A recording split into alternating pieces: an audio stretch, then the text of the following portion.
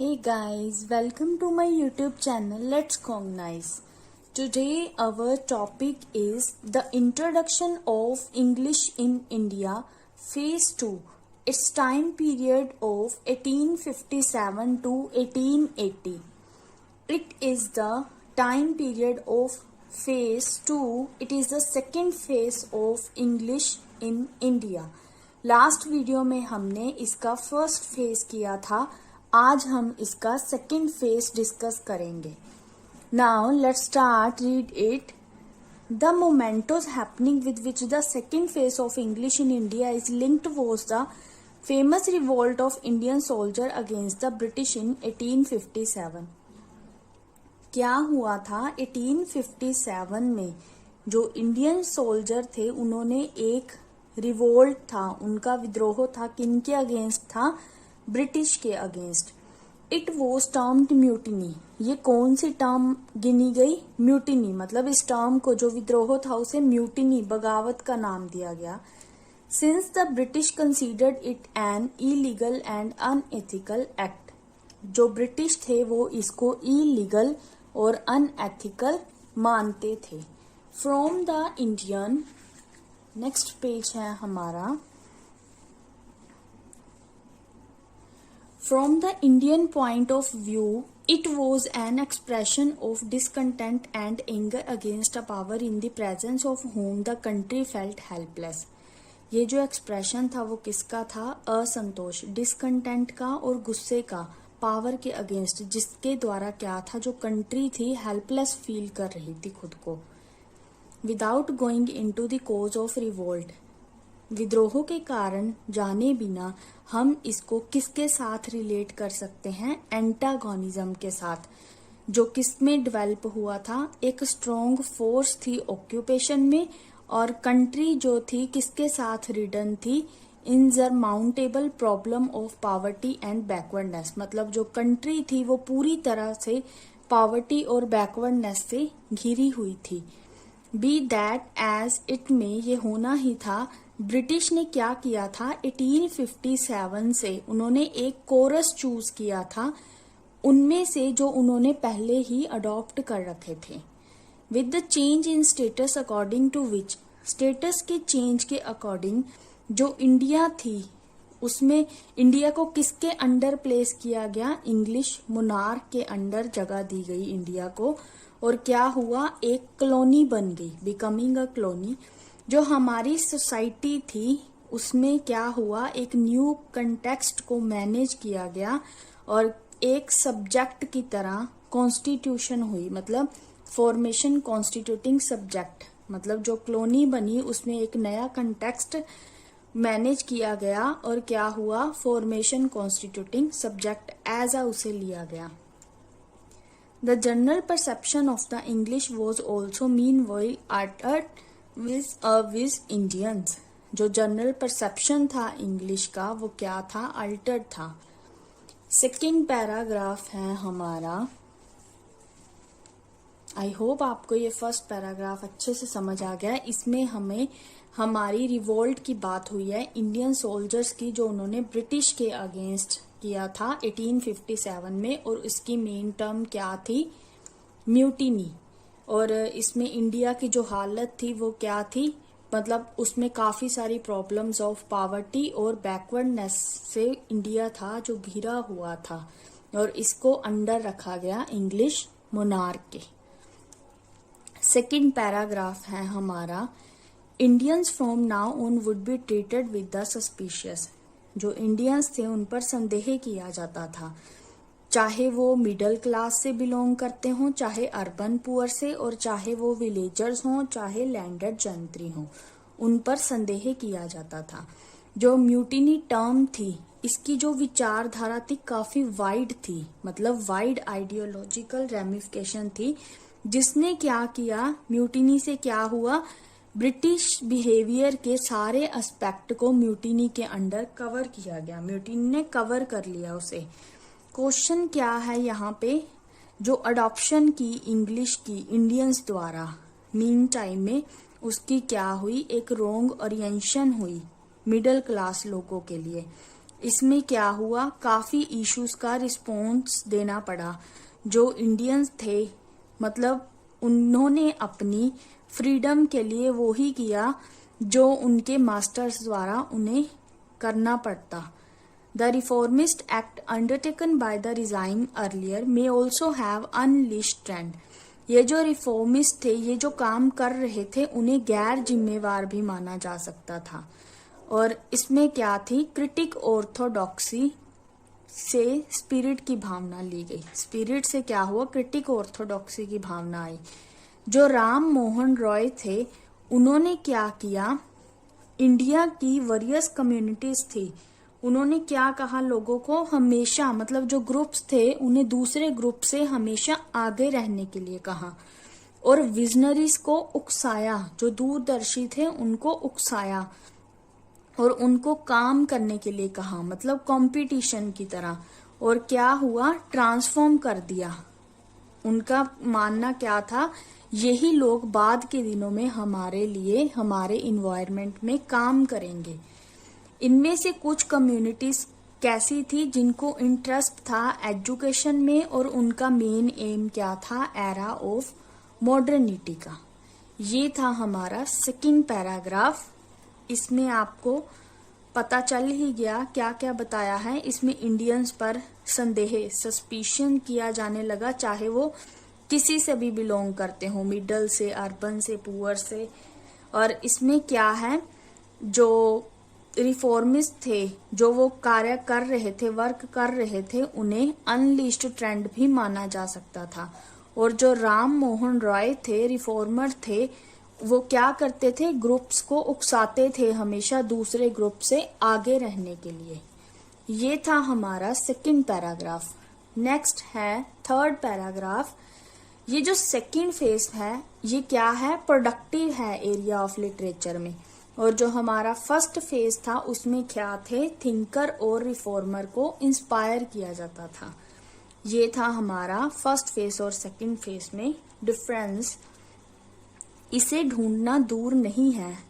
English की knowledge बढ़ने के साथ साथ काफी नंबर ऑफ क्रिएटिव माइंड्स थे, जिन्होंने क्या था, इंग्लैंड में अपने काउंटर पार्ट्स को एज अ रोल मॉडल देखने लगे। वो जो इंग्लिश में इंटरेस्ट रखते थे लोग, वो अपने इंग्लैंड में अपने काउंटर पार्ट्स को एज अ रोल मॉडल देखने लगे, मतलब एक दूसरे से ही सीखने लगे इंग्लिश। उनका रेफरेंस है जो ब्लॉग्स में दिया जाने लगा, जो उनको फॉलो करते थे। एक इंटरेस्टिंग एग्जाम्पल है, नोवेल राइट किया गया था इंग्लिश में बंकिम चंद्र चटर्जी द्वारा। ये जो नोवेल था, उसमें राजमोहन वाइफ नोवेल था। उसमें क्या थी, उनकी वाइफ ने काफी कुछ प्रेजेंट किया था, इंडियन फोक और इंग्लिश नोवेल को प्रेजेंट किया था, काफी चीजें प्रस्तुत की थी। Where the character in the novel, जो करेक्टर थे नोवेल में, वो क्या थे, है तो इंडियन ही थे, पर उनके शेड थे वो वाइट और ब्लैक थे। इस नोवेल में नेचर की डिस्क्रिप्शन की गई और ऑर्नेट स्टाइल ड्रॉ किया गया।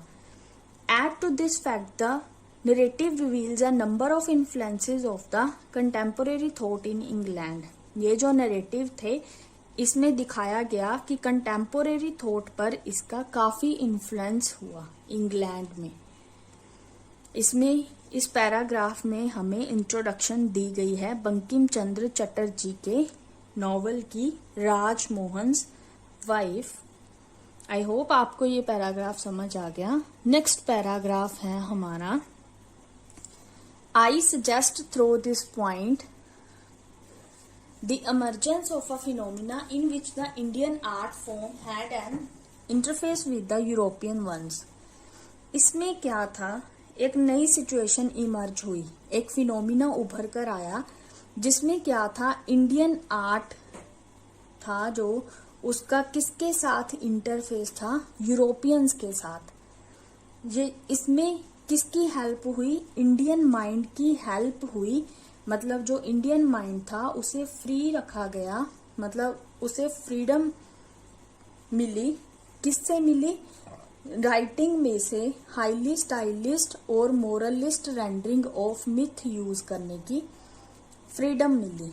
ये फेज था अनहैप्पीली था उन इंडियंस के लिए जो लड़ रहे थे रिप्रेजेंट करने के लिए new experience, dichotomies and disharmonies in Indian life. इसमें क्या था, मिडिल क्लास लोगों के माइंड को इससे दूर रखा गया और ये किसमें उभरा, Indian English, Indian language literature में।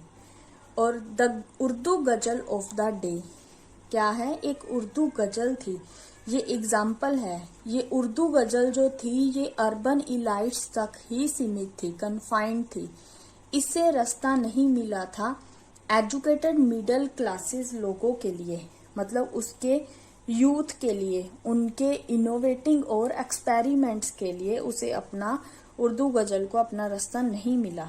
Radicals would harness the same गजल however at a later stage to create political awareness among the freedom loving Indians across country। जिन लोगों को फ्रीडम मिल चुकी थी इंडियंस को, उनमें क्या था, पॉलिटिकल अवेयरनेस को जगाया गया।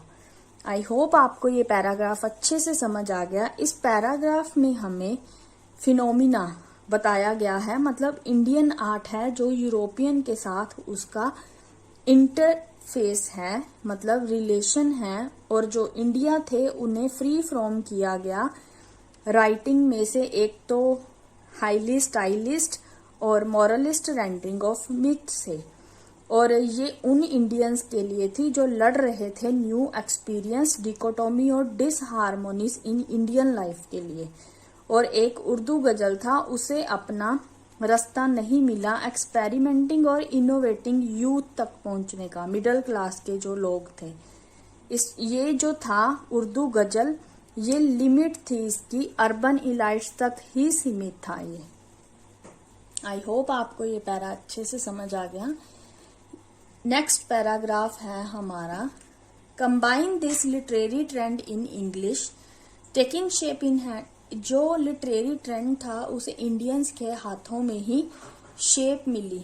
इसमें कुछ नए एक्टिविस्ट रिफॉर्मर थे, उनमें से कुछ वुमेन्स थी सोसाइटी में जिनको चूज किया गया इंग्लिश, मतलब वो रीड करेंगी इंग्लिश में और लिखेंगी इंडियन लैंग्वेज में। इससे क्या हुआ, काफी इंटरेक्शन हुई, मतलब जो एफर्ट किए गए थे रिफॉर्मर्स द्वारा उनसे काफी अच्छे रिजल्ट मिले। Place it in the context of a new education pattern crystallizing. इसमें क्या था, एक नए एजुकेशन पैटर्न को क्रिस्टलाइज किया गया एजुकेशन के फील्ड में। इसमें क्या थी, काफी नंबर ऑफ विजनरीज थी 19th सेंचुरी के सेकेंड हाफ में। इसमें क्या था, करेजियस स्टेप उठाए गए इंग्लिश को इंडियन लैंग्वेजेस से कंबाइन करने में कॉलेज और यूनिवर्सिटीज में। ये जो इंस्टीट्यूशन थे, 2 इंस्टीट्यूशन थे जिनमें ये अच्छे से पॉसिबल हुआ। इनके नेम है, एक तो एंग्लो अरेबिक और दूसरा है एंग्लो वैदिक इंस्टीट्यूशन ऑफ लर्निंग। इसमें इंग्लिश को इंडियन लैंग्वेजेस के साथ लर्न किया जाने लगा विद द स्ट्रॉन्ग ओरिएंटेशन, और इसे किसकी, मुस्लिम और हिंदू की थॉट कहा जाने लगा। ये क्या थी, एक स्ट्रॉन्ग अटेंशन थी, स्ट्रॉन्ग ओरिएंटेशन थी। नेक्स्ट पैराग्राफ है हमारा,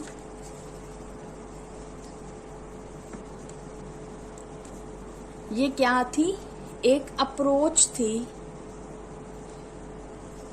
नॉलेज को रिसीव करने की। They assert that knowledge was not confined to the place where it initially emerged। ये ऐसा नहीं है कि हम नॉलेज वहां से ही ले गए जहां से ये उभरी थी।